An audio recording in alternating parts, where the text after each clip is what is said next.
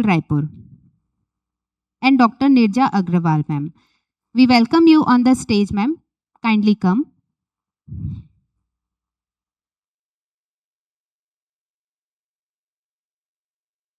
I request my chairpersons to introduce our speaker, Dr. Sita Lakshmi, ma'am.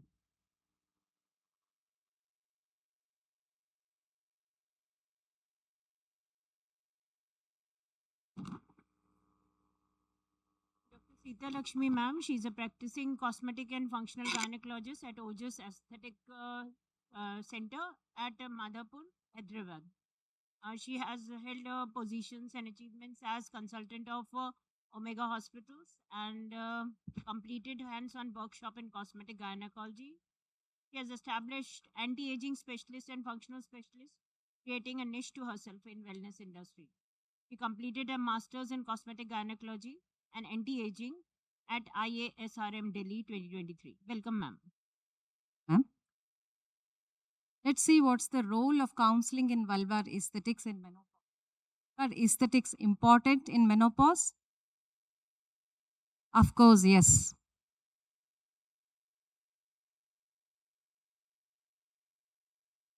And they do not express it in a normal set scenarios. But we should be open and guide them in the right way. Their concerns are normal and we have to discuss it with very, very good concern, take the validity of their and then discuss with them in the right way.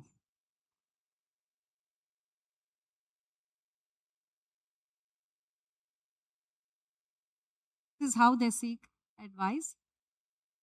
When women seeking cosmetic gynecology services may feel very vulnerable, first of all, and they may be embarrassed or they are influenced by some social beauty standards. So, counseling should prioritize patients' well-being first.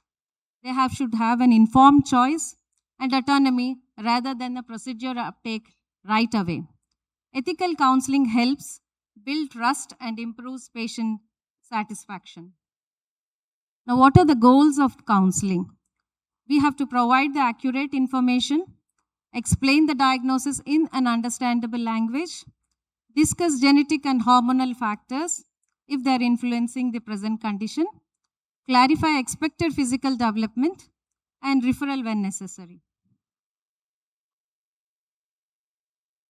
Now, first thing is they are very, very depressed sometimes very shameful. So we should first reassure them, understand and tell them that I understand your concerns, but diversity is a normal phenomenon here and most of the changes that you're seeing may be normal. If this normal is disturbing you, let me see how I can help you. This should be the goal of understanding them. So vulva changes happen throughout our adulthood, pregnancies, and menopause. So some of them may be disturbing, like atrophies, lack of volume in the labia, pigmentations, or even GSM can cause a lot of itching, rubbing, and thickened labia, keratinization. All these are some of the ones that they cannot discuss in opens. Therefore, they seek advice with us. So we should support a shared decision making, discuss some treatment options, explain benefits and limitations also. Encourage patient participation according to their age and maturity. If they are young, their parents have to be involved in the decision making because in the Western countries, labia minoroplasty is very, very common and is well sought by women of 14 to 16 years of age. Therefore, if such situation occurs in our country, we should still involve the parents, discuss with them the options and whether to proceed or not. Along the line, we all should validate the concerns without creating new ones. We listen actively and empathetically, acknowledge distress without reinforcing insecurities. If they are in distress, let us not make it more. Focus on patient's experience rather than appearance alone. Sometimes we have to counsel them that this appearance is okay for you. Do not embark on a new treatment. explore motivation and expectations and determine whether some concerns are functional, like GSM, vaginal atrophy, these things. And if you correct them, probably she'll be happy. Some of them are purely aesthetic. And some of them are relationship oriented, just like some other speakers were discussing. That may become an absolute necessary if they have to save their relationship at that point of time. Or sometimes they are influenced by social trends. This is the major concern nowadays. And assess the treatment goals and expectations accordingly. So we have to present them all the information, discuss the benefits, risks, limitations, alternatives to these options, and option of no treatment, as I told you before. Emphasize that the evidence-based recommendations, variable outcomes can be there, realistic expectations have to be driven. There can be sometimes chromosomal disorders like Turner's or Klinefelter's, or some androgen insensitivity, or many other where you see vaginal atresia, gonadal dysgenesis and all, where there should be a multidisciplinary action and parental involvement and decision making. So we should, while we are discussing this, confidentiality has to be maintained. Along with that, we should also avoid using certain marketing languages like rejuvenation, designer vaginas, restore youthfulness, now perfect appearance is possible. These words should be avoided. And prefer, first of all, symptom improvement, functional improvement, patient satisfaction, and then individualize the treatment goals also. So the patient's concerns are first to be understood. Educate regarding the normal anatomy and the existing changes. Discuss evidence-based options. Allow reflection time. There's no hurry for these. These are not something dangerous that can happen. Something can happen tomorrow or day after. So allow enough time to reflect, and they let them come upon their own decision.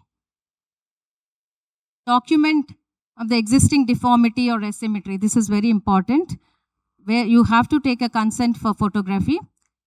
Expectation versus the results have to be explained. Preoperative photography with consent and individualized treatment plans have to be given. So after doing all these also, you will have some red flags. They are unrealistic expectations, significant body image dissatisfaction in women, pressure from the partner or social media, where these have to be psychological counselings have to happen. There could be anxiety, depression, or possible body dysmorphic disorders, where such treatments have to be avoided. They have to consider referral in such places. So counseling should help women distinguish between your normal age-related vulval changes and pathology. Pathological changes can be easily treated. Promote body acceptance also, along with other changes. Support informed treatment. If you need, I am there with you. And for decision, and that gives you a happier outcomes. Thank you. So in all, I would say that we do not completely disobey, or we completely do not deny that vulval aesthetic transformations are not required, but when necessary, they have to be done in the proper way. I would share some of my personal this thing, where we had a clitoral hood reduction. It was a very big, like a prepuce. So she had come at the age of 16, where she is not eligible to take the consent. So the parents were counseled, but the parents were very much negative, not open to the construction. But she had come back at 21, and she said that I am making the decision on my own, and I will proceed with the treatment. And she had an happier outcome.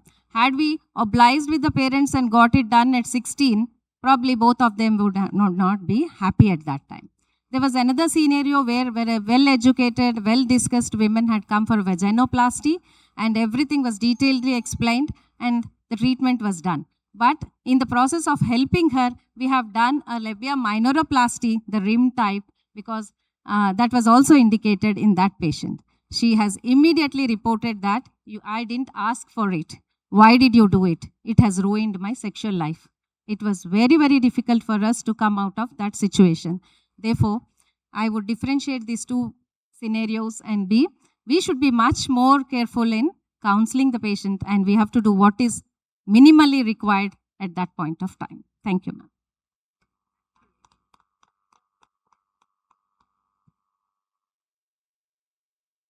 Ma'am, can I ask you one thing?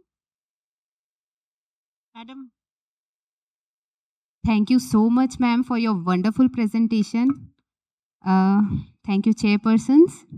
For the next keynote, we'll moving on to social media advice at menopause. The speaker of this program is Dr. Madhulika Agrawal, and the chair